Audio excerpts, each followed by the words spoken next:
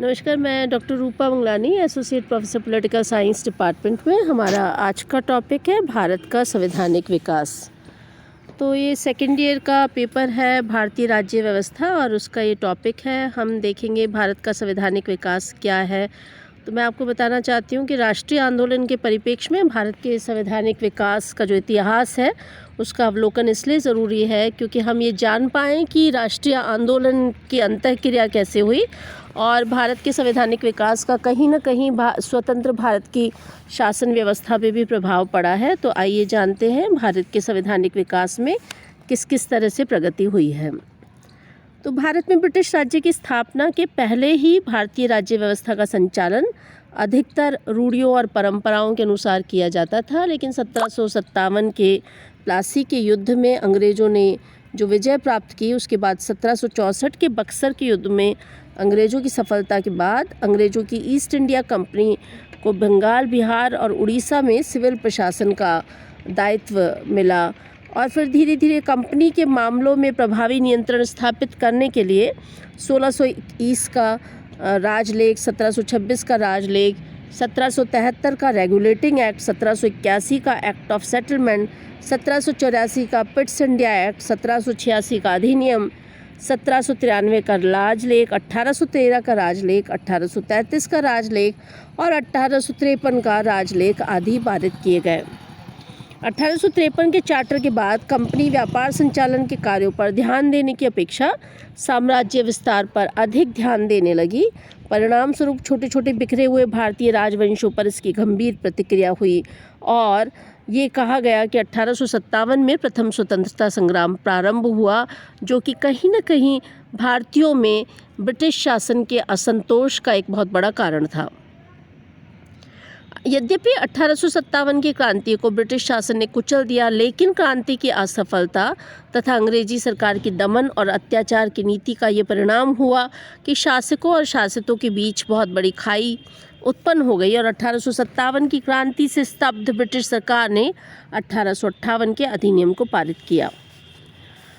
भारत में east India company के शासन का 1858 के अधिनियम के बाद अंत हुआ और भारतीय शासन का संचालन ब्रिटिश क्राउन में निहित करते हुए ब्रिटिश संसद ने भारतीय शासन पर प्रत्यक्ष नियंत्रण स्थापित किया।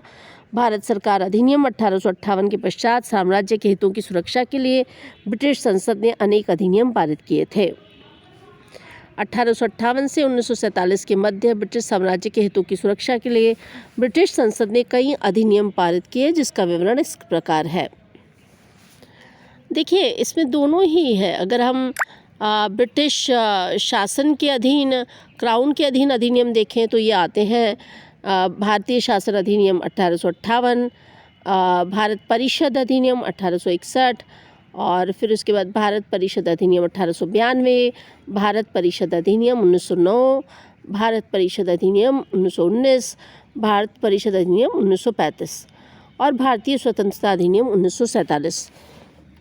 तो ये आप टेबल में देख सकते हैं कि किस तरह से कंपनी के शासन, ईस्ट इंडिया कंपनी के शासन के तहत जो संवैधानिक प्रपत्र पारित हुए और ब्रिटिश शासन के अंतर्गत जो पारित हुए वो इस प्रकार थे।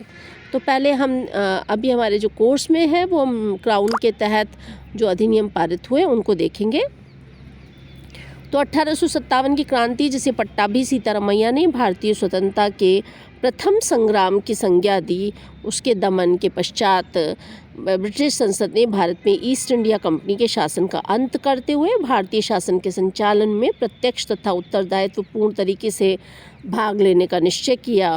ब्रिटिश संसद का निम्न सदन हाउस ऑफ कॉमन्स में 30 अप्रैल 1858 को 2 प्रस्ताव स्वीकार किए गए, जिसके आधार पर भारत में उत्तरदायी शासन की स्थापना के लिए विधेयक तैयार किया गया था। ब्रिटिश संसद द्वारा पारित इस अधिनियम में निम्नलिखित प्रावधान किए गए। पहली बात तो भारत में कंपनी के शासन को समाप्त कर दिया गया तथा शासन को उत्तरदायित्व ब्रिटिश सरकार को सौंप दिया गया। कंपनी के निदेशक मंडल, नियंत्रक मंडल तथा गुप्त समिति को समाप्त करके इनके अधिकारों तथा शक्तियों के प्रयोग का अधिकार साम्राज्य की ओर से एक मुख्य राज्य सचिव का पदनाम दिया गया, उसको सौंपा दिया गया। यानी principal secretary of state of India, मुख्य राज्य सचिव का पदनाम उसको दिया गया। तीसरी बात कि कंपनी की सेनाओं को ब्रिटिश शासन के अधीन कर दिया गया, मतलब ईस्ट इंडिया कंपनी की सेनाएं जो थी वो अब ब्रिटिश शासन के अधीन थी। चौथा, भारत के राज्य सचिव के कार्यों में सहायता देने के लिए 15 सदस्यों की एक भारत परिषद काउंसिल ऑफ इंडिया स्थापित की गई थी, जिसमें 8 सदस्य ब्रिटिश सरकार के सम्राट के द्वारा और 7 सदस्य कंपनी के निदेशक मंडल के द्वारा नियुक्त किए जाते थे। इसी के साथ भारत परिषद यानी काउंसिल ऑफ इंडिया की बैठकों की अध्यक्षता भारत का राज्य सचिव करता था तथा उसे सामान्य मत के अतिरिक्त निर्णायक मत देने का अधिकार प्राप्त था। भारत परिषद की भूमिका को केवल परामर्शदात्री बनाया गया, जबकि प्राय समस्त मामलों में राज्य सचिव ही पहल कर सकता था अथवा निर्णय ले सकता था। भारत के राज्य सचिव को भारत के वायसराय के साथ गुप्त पत्र व्यवहार का अधिकार दिया गया। भारत में गवर्नर जनरल का नाम वायसराय कर दिया गया था। इस अधिनियम को 2 अगस्त 1858 को राजकीय स्वीकृति प्राप्त हुई और उसी दिन ये लागू भी हो गया। 1858 के अधिनियम का अगर हम प्रभाव देखें तो ये प्रभाव इस प्रकार था कि 1858 के भारतीय शासन अधिनियम से ईस्ट इंडिया कंपनी के शासन का अंत हुआ और भारत का शासन सीधे ब्रिटिश सरकार के हाथों में सौंप दिया गया। लेकिन अधिनियम के कुछ प्रावधानों से भारत में अंग्रेजी राज्य व्यवस्था में विशेष अंतर नहीं आया, वरन इसमें सम्राट के आत्यंतिक नियंत्रण का सिद्धांत प्रमुख था। यानी सम्राट का नियंत्रण तो बना हुआ ही था। इसमें देश के प्रशासन में जनता का कोई स्थान नहीं था। भारत सचिव को निर्णायक मत देने एवं परिषद के बहुमत की अवहेलना करने का अधिकार था। जॉन स्ट्रेची कहते हैं कि चाहे सारे संसार को विदित सर्वाधिक महत्व के मामले लटके पड़े रहें, जब तक भारत सचिव स्वयं न कहे, परिषद उन पर विचार अभिव्यक्त नहीं कर सकती थी। तो 1 नवंबर 1858 को महारानी की विक्टोरिया घोषणा भी पारित हुई और उन्होंने भारत के संबंध में एक नीतिगत घोषणा की थी 1 नवंबर 1858 को। इसको महारानी की नीतिगत घोषणा कहा जाता है। इसमें मुख्य बात थी कि उन्होंने कहा कि भारतीय प्रजा को साम्राज्य के अन्य भागों में रहने वाली ब्रिटिश प्रजा के समान समझा जाएगा। उन्होंने कहा कि भारत के लोगों को लोक सेवाओं में अपनी शिक्षा, योग्यता तथा विश्वसनीयता के आधार पर स्वतंत्र व निष्पक्ष भर्ती में मूल वंश, लिंग, धर्म तथा निवास के स्थान पर विभेद नहीं किया जाएगा। तीसरी बात, भारत के लोगों की भौतिक तथा नैतिक उन्नति के उपाय किए जाएंगे। महारानी की इस घोषणा को शिक्षित वर्ग ने अपने अधिकारों का मैग्ना कार्टा कहा। यद्यपि भारत सरकार के कानून सदस्य सर जेम्स होफिन ने इस घोषणा के संबंध में स्पष्ट कहा है कि यह घोषणा केवल एक औपचारिक प्रलेख था और कोई प्रतिज्ञा पत्र नहीं था जिसकी कोई वैधानिक कीमत हो, फिर भी यह घोषणा आगामी 60 वर्षों तक अर्थात 1917 तक ब्रिटिश सरकार की भारत संबंधी नीति का मूल आधार बनी रही।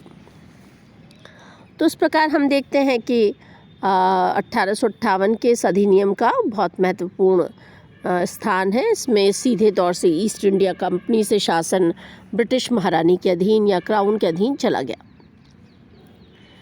इसके बाद ब्रिटिश सरकार ने 1861 का भारत परिषद अधिनियम पारित किया था। तो शासन तथा विधायन में भारतीयों को प्रतिनिधित्व देने, कानून निर्माण प्रणाली के दोषों को दूर करने, ब्रिटेन में चार्टिस्ट आंदोलन द्वारा उत्पन्न की गई चेतना तथा तत्कालीन वायसराय लॉर्ड कैनिंग द्वारा शासन में सुधार के लिए भारत मंत्री को दिए गए प्रतिवेदन के कारण 1861 में भारतीय परिषद अधिनियम पारित किया गया। इस अधिनियम की अगर हम मुख्य व्यवस्थाओं को देखें तो 1861 के भारत परिषद अधिनियम में गवर्नर जनरल को विधायी कार्यों के लिए नए प्रांतों का निर्माण तथा नवनिर्वाचित प्रांत में गवर्नर या लेफ्टिनेंट गवर्नर को नियुक्त करने का अधिकार दिया गया। गवर्नर जनरल को यह अधिकार दिया गया वह किसी प्रांत, प्रेसिडेंसी या अन्य किसी क्षेत्र को विभक्त कर सकता है या उसकी सीमा में चेंज कर सकता है। अधिनियम द्वारा केंद्रीय विधान परिषद का पुनर्गठन करते हुए अतिरिक्त सदस्यों की संख्या में वृद्धि की गई। इन अतिरिक्त सदस्यों की संख्या कम से कम 6 और अधिक से अधिक 12 हो सकती थी। प्रांतीय विधान परिषदों के संदर्भ में मद्रास और मुंबई प्रांत की विधान परिषदों को कानून बनाने का अधिकार वापस दे दिया गया। गवर्नर जनरल भारत की शक्ति, सुरक्षा और ब्रिटिश हितों के लिए परिषद के बहुमत की उपेक्षा कर सकता था। गवर्नर जनरल को इस अधिनियम द्वारा अध्यादेश जारी करने का अधिकार दिया गया। अध्यादेश का प्रभाव विधान परिषद द्वारा पारित कानून के समान होता था, जो कि 6 महीने तक प्रवर्तन में रह सकता था। अध्यादेश जारी करते समय उसके कारणों और का उल्लेख भी आवश्यक था। इस प्रकार 1861 के अधिनियम का प्रभाव ये पड़ा कि भारत में स्थायी प्रशासनिक ढांचे की स्थापना हुई, नागरिकों को कानून निर्माण में सहभागिता का अवसर मिला, मुंबई व मद्रास प्रांतों को विधि निर्माण की शक्ति पुनः प्रदान करने के साथ ही विधायी क्षेत्र में केंद्रीकरण की नीति को शुरू किया गया। इसके बाद जो है 1892 का अधिनियम पारित हुआ था। 1892 के अधिनियम में वैसे तो कुछ विशेष बात नहीं हुई थी, लेकिन कुछ विशेषताएं थी। 1892 के अधिनियम में केंद्रीय विधान परिषद में अतिरिक्त सदस्यों की संख्या में वृद्धि की गई और इस परिषद में कम से कम 10 तथा अधिक से अधिक 16 सदस्यों की संख्या नियत की गई। मद्रास तथा मुंबई की प्रांतीय परिषदों की संख्या में भी वृद्धि की गई। सब परिषद गवर्नर जनरल को भारत सचिव की सहमति से अतिरिक्त सदस्यों को मनोनीत करने का नियम बनाने का अधिकार दिया गया और 1892 अधिनियम में अप्रत्यक्ष निर्वाचन की प्रथा को शुरू किया गया, क्योंकि गवर्नर जनरल और प्रांतों के गवर्नर कुछ प्रतिनिधि संस्थाओं की सिफारिश पर कुछ गैर सरकारी सदस्यों को मनोनीत कर सकते थे।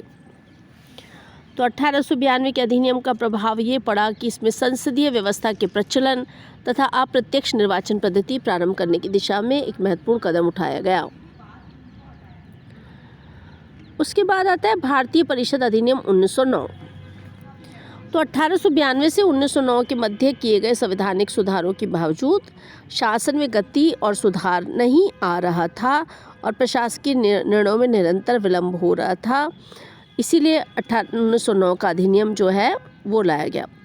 देखिए, 1909 के अधिनियम में कहीं ना कहीं 1905 के बंगाल का षड्यंत्र पूर्वक जो विभाजन किया गया, उससे भारतीय जनता पूरी तरह से ब्रिटिश शासन के विरुद्ध हो गई थी।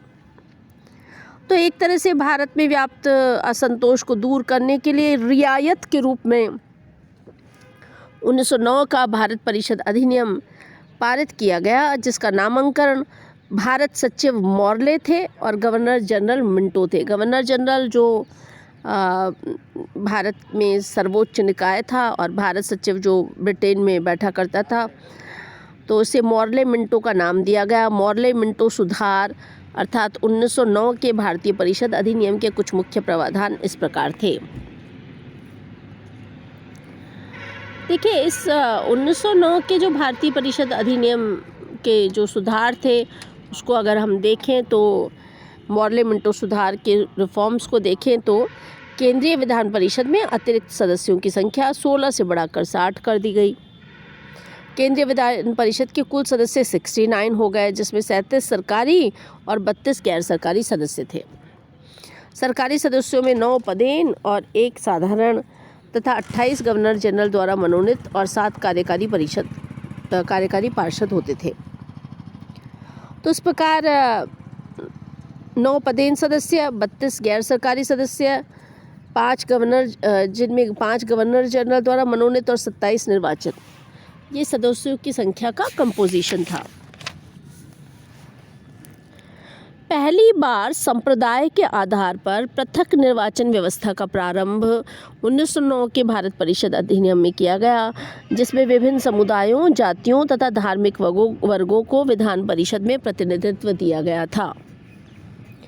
1909 के अधिनियम का जहाँ तक प्रभाव है उसको अगर हम देखें तो मॉर्ले मिंटो सुधार भारतीयों को रियायतों को लेकर लोगों को प्रसन्न करने का प्रयास था। लॉर्ड मार्ले द्वारा मिंटो को चिट्ठी लिखी गई। मिंटो ने इसके प्रत्युत्तर में इस तथ्य की पुष्टि होती है। लॉर्ड मार्ले ने मिंटो को लिखा था कि सुधार संभवतः राज्य की रक्षा न कर सके, किंतु ये न कर सके तो अन्य कोई नहीं करेगा। मिंटो ने लिखा, निश्चयपूर्वक ये नहीं करेंगे, यद्यपि इन्हें ध्यानपूर्वक समाविष्ट किया गया तो संभवतः इससे शासन प्रसन्न हो जाएगा। 1909 के अधिनियम का सबसे बड़ा दोष ये था कि इसने मुसलमानों को पृथक प्रतिनिधित्व देकर भारत में सांप्रदायिकता का बीज बो दिया। लॉर्ड मिंटो ने लॉर्ड मॉर्ले को लिखा था, हम नाग के दांत बो रहे हैं और निश्चित रूप से इसका फल भीषण होगा। मॉर्ले के मस्तिष्क में भी ये बात स्पष्ट थी कि 1909 के अधिनियम का उद्देश्य संसदीय लोकतंत्र को स्थापित करना नहीं था। मॉर्ले के शब्दों में, यदि यह कहा जाए कि सुधार के इस अध्याय से सीधे सीधे या आवश्यक रूप से आगे चलकर भारत में संसदीय प्रणाली की स्थापना होगी, तो उससे मेरा लेना देना कुछ है नहीं। तो इस प्रकार ये अधिनियम जो था, इसके बारे में गोपाल कृष्ण गोखले भी आशंकित थे। गोपाल कृष्ण गोखले ने भी इस अधिनियम के बारे में लिखा है कि इसमें कोई संदेह नहीं कि मुस्लिम समाज को छोड़कर सारे देश में इन विनियमों से गहरा असंतोष जन्मा है। तो इस प्रकार लॉर्ड मिंटो ने मॉर्ले मिंटो अधिनियम के माध्यम से सांप्रदायिक निर्वाचन का भारत में एक तरह से जन्म दिया उसे, और आगे चलकर ये जो विभाजन है उसकी कहीं ना कहीं नींव रखी गई। इसके बाद आता है जो महत्वपूर्ण अधिनियम है, वो है 1919 का अधिनियम। 1919 का अधिनियम भी बहुत महत्वपूर्ण है। अक्सर परीक्षा में इससे सवाल पूछे जाते हैं। इसे मॉन्टेस्क्यू चेम्सफोर्ड अधिनियम कहा जाता है। भारत सरकार अधिनियम 1909 से स्वशासन की मांग पूरी नहीं हो सकी। फूट डालो राज करो की नीति की मांग बढ़ती गई। तो 1917 में तब एक हाउस ऑफ कॉमन्स में एक घोषणा हुई और उसमें कहा गया कि ब्रिटिश सरकार की यह नीति है कि वह भारत सरकार भारतीयों में प्रशासन को स्थापित करे। तो 1919 का भारतीय शासन अधिनियम, जिसे मॉन्टेग्यू चेम्सफोर्ड सुधार भी कहा जाता है, क्योंकि मॉन्टेग्यू भारत के राज्य सचिव थे और चेम्सफोर्ड भारत के वाइसराय थे। इस अधिनियम की कुछ मुख्य विशेषताएं हैं, वो ये है, पहली बात कि केंद्र में द्विसदनात्मक विधायिका की स्थापना की गई। पहला राज्य परिषद तथा दूसरा केंद्रीय विधानसभा। राज्य परिषद के सदस्यों की संख्या 60 थी तथा केंद्रीय विधानसभा के सदस्यों की संख्या 145 नियत की गई। केंद्रीय विधानसभा को अधिक प्रतिनिधित्व बनाते हुए उसमें 145 सदस्य में से 41 सदस्य मनोनीत और 104 निर्वाचित रखे गए। इस अधिनियम की महत्वपूर्ण विशेषता प्रांतों में आंशिक उत्तरदायी शासन को लागू करना था। द्वैध शासन की स्थापना की गई, जिसमें प्रांतीय शासन को 2 भागों में विभक्त किया गया। दोनों का प्रशासन 2 अलग अलग अधिकारियों को सौंपा गया, जिसके फलस्वरूप उत्तरदायित्वों में पर्याप्त भिन्नता आई। सांप्रदायिक मताधिकार का विस्तार हुआ। 1919 के अधिनियम में भारत में प्रांतों में विधान परिषद का गठन किया गया। भारत शासन अधिनियम 1919 में एक लोक सेवा आयोग के गठन का प्रावधान किया गया। 1926 में सिविल सेवकों की भर्ती के लिए केंद्रीय लोक सेवा आयोग का गठन किया गया। 1923-24 में उच्च नागरिक सेवाओं पर ली आयोग ने इसके लिए सिफारिश की थी। गवर्नर जनरल व गवर्नरों को विशेषाधिकार दिए गए। 1919 के अधिनियम का प्रभाव ये हुआ कि इसमें मताधिकार में विस्तार हुआ, प्रत्यक्ष चुनाव प्रारंभ हुए, भारतीयों को आंशिक रूप से राजनीतिक सहभागिता का अवसर मिला। लेकिन इस अधिनियम में बहुत सारे दोष थे। केंद्र में आंशिक रूप से उत्तरदायी सरकार का अभाव था। पृथक मताधिकारी को सदर्थ किया गया। प्रांतों में द्वैध शासन लागू किया गया। केंद्र में कार्यपालिका को निरंकुश बनाया गया। तो भारत सरकार अधिनियम 1935 उसके बाद आया। तो 1919 के अधिनियम की मैंने आपको विशेषताएं बता दी। जहाँ तक भारत सरकार 1935 का अधिनियम है, ये बहुत महत्वपूर्ण है, क्योंकि 1935 के भारत सरकार अधिनियम से पहले मोतीलाल नेहरू की अध्यक्षता में गठित समिति ने अपना 1928 में नेहरू प्रस्ताव दिया था और 29 मार्च 1929 को जिन्ना द्वारा 14 सूत्रों को प्रस्तुत किया गया। 1930 से 32 के बीच में पहला, दूसरा और तीसरा गोलमेज सम्मेलन हुआ। ब्रिटिश संसद में श्वेत पत्र प्रस्तुत किया गया। 1935 का भारत सरकार अधिनियम एक विस्तृत प्रलेख था, जिसमें 321 अनुच्छेद और 10 अनुसूचियाँ थीं। इस अधिनियम की मुख्य विशेषताएं थी, 1935 के भारत शासन अधिनियम की कोई प्रस्तावना नहीं थी, लेकिन इसमें ये कहा गया कि अखिल भारतीय संघ की स्थापना का इस अधिनियम में प्रस्ताव किया गया था। ये 1935 का अधिनियम ही था जिसमें जो है ये कहा गया कि जो द्वैध शासन है जो कि पहले प्रांतों में स्थापित किया गया था, तो इसमें केंद्र और राज्यों के बीच शक्तियों का प्रावधान किया गया। 7वीं अनुसूची शामिल की गई थी 1935 के अधिनियम में। उसमें 3 सूचियाँ थी, संघ सूची, प्रांतीय सूची और समवर्ती सूची। केंद्र में द्वैध शासन प्रणाली की स्थापना की गई।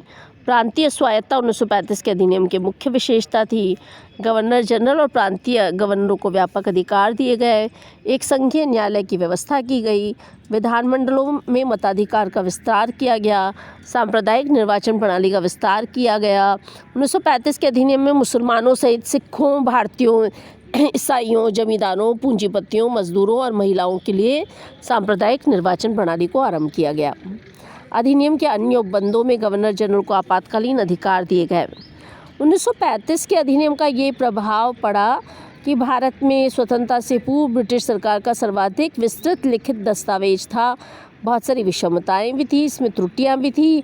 इसलिए जवाहरलाल नेहरू ने कहा था कि भारत सरकार अधिनियम 1935 ने हमें एक ऐसी मोटर कार दी है जिसमें ब्रेक तो बहुत सारे हैं लेकिन इंजन कोई नहीं है।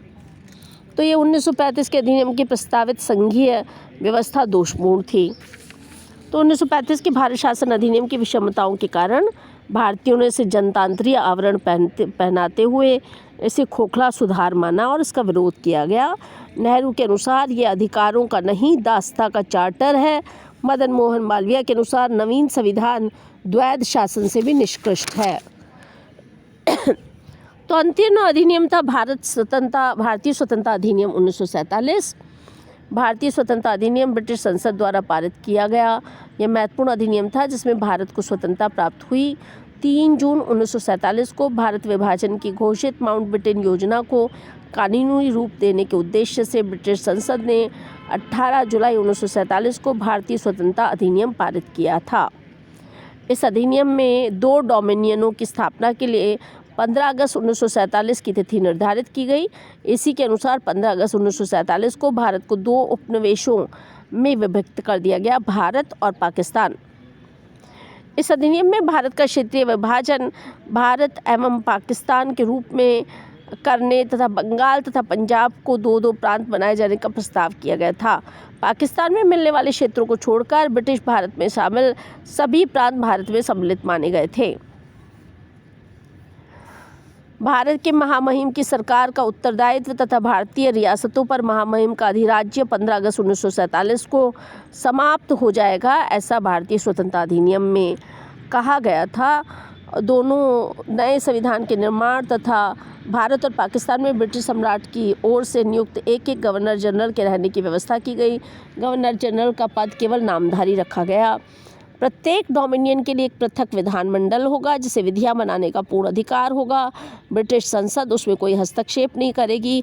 और ये कहा गया कि जब तक नया संविधान का निर्माण न हो तब तक दोनों उपनिवेशों के केंद्रीय व प्रांतीय प्रशासनों का प्रवर्तन 1935 के अधिनियम के अनुसार होगा। इस प्रकार भारतीय स्वतंत्रता अधिनियम 1947 के अनुसार 14-15 अगस्त 1947 को भारत तथा पाकिस्तान नामक 2 डोमिनियनों का गठन किया गया। 14 अगस्त 1947 को पाकिस्तान और 15 अगस्त 1947 को भारत आज़ाद राष्ट्र के रूप में दुनिया के नक्शे पे आए। तो भारत स्वतंत्रता अधिनियम भारत के संवैधानिक विकास के इतिहास में सर्वाधिक महत्वपूर्ण बिंदु है।